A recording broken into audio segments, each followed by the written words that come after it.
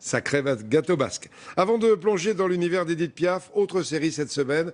Jusqu'à vendredi, on va découvrir avec vous, comme on le fait de temps en temps, quelques collectionneurs étonnants. Aujourd'hui, pour commencer, un Lorrain passionné par les lampes de mineurs. Il en a réparé plus de 500 chez lui à Frémin-Merlebach. Valentine Patry, Christophe Annès.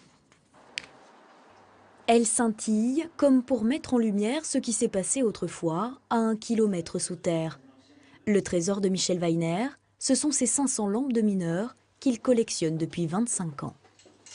Le mineur descendait avec cette lampe et quand il était sur son chantier de travail, comme il y avait des boisages sur le côté, il plantait la lampe dans le boisage, d'où ce crochet dit en bec d'aigle.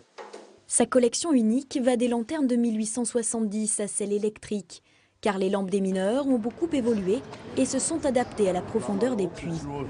Le numéro il est le même, 1126, voilà. Donc on fait toujours un contrôle de la lampe pour voir si la veilleuse tout marche. Voilà. Elle servait aussi à se prémunir du grisou, ce gaz inodore et incolore, puissamment explosif. L'histoire de ces lumignons passionne Michel depuis qu'il a vu une exposition sur ces objets de grande valeur qui peuvent atteindre aujourd'hui jusqu'à 300 € pièce. Il est bien d'avoir les objets, mais il est encore plus intéressant de connaître un peu l'histoire des objets. Donc c'est vrai que ces derniers temps, je m'attache à trouver des lampes qui ont encore le nom de leur propriétaire et de savoir que cette personne a travaillé dans tel puits, à telle époque, elle avait telle fonction. C'est des choses qui apportent un plus à ma collection. Les lanternes revivent dans son atelier. Michel connaît tous les gestes ancestraux des lampistes. Des femmes et de vieux mineurs qui serraient, nettoyaient et entretenaient les lampes. Un savoir-faire perdu depuis la fermeture de la dernière mine française en 2004. J'ai eu la chance de pouvoir récupérer des pièces au moment de la fermeture des puits. Et donc j'ai les pièces d'époque qui me permettent donc de restaurer une lampe quand il me manque une vis ou un élément de la lampe. Mais c'est des pièces vraiment d'époque. Ça c'est, je dirais, mon petit plus, oui. Cette collection va de pair avec les rencontres avec d'anciens mineurs, comme Jacques Dross, dont Michel a nettoyé les lampes.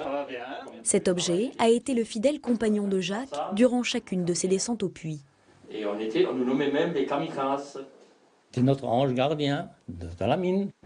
Parce que sans ça, on pouvait voir, on était obligé de voir, parce qu'il y a du grisou dans toutes les veines de charbon. Et avec ça, on nous prévenait de voir s'il y avait du grisou ou pas. Et dès qu'il y avait du grisou qui arrivait, alors automatiquement, cette flamme-là, elle montait, vous voyez, comme je fais là.